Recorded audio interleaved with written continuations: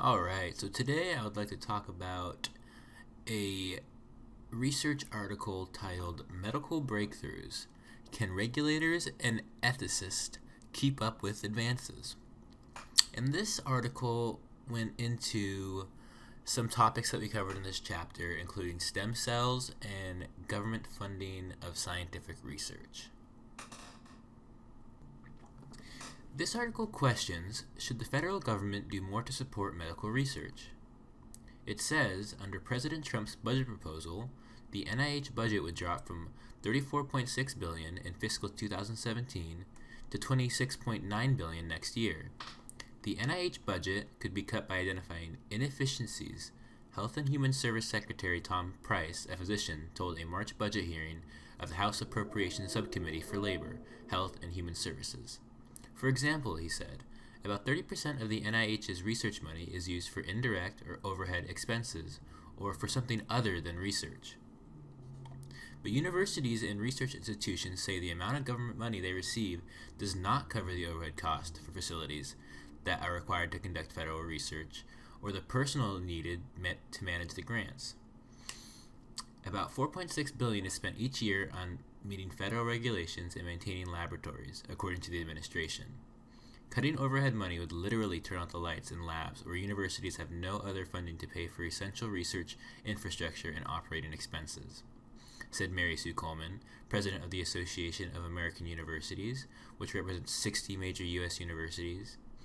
The proposal cuts would cripple our nation's scientific efforts, undermining our economic growth, public health, and national security, and hobble our ability to provide tomorrow's cures and technologies.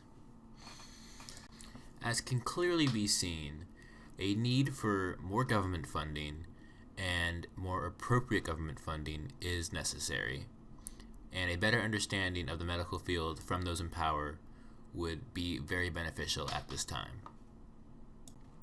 The article goes on to talk about many different fields of medicine, one in particular being stem cells. They say, progress also is being seen with stem cell treatments using regenerative medicine, which aims to replace damaged tissues or organs, rather than just treating the symptoms. For example, at Stanford University, stem cells harvested from bone marrow of adult donors were injected into the brains of stroke patients in a clinical trial. According to the results published in 2016, several patients experienced great improvements, including a 71-year-old wheelchair-bound patient who was able to walk again.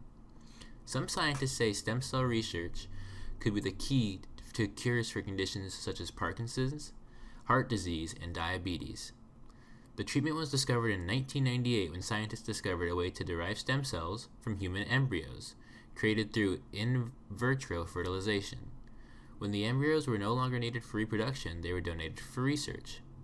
However, conservative Christian opposition to the use of embryos in stem cell research led to President Bush's 2001 ban on federal funding of embryonic stem cell research on cell lines derived after August 9, 2001.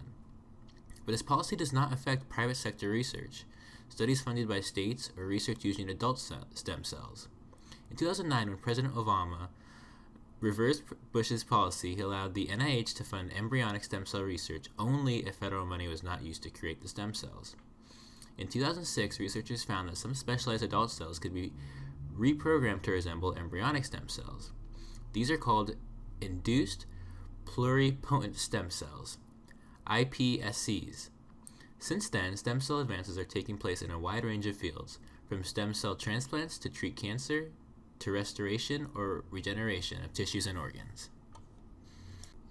So the main takeaway from this information is that stem cell research is incredibly important, and even though it has had its problems in the past, the future looks very bright for it, and we should definitely continue to do research in every way that we can.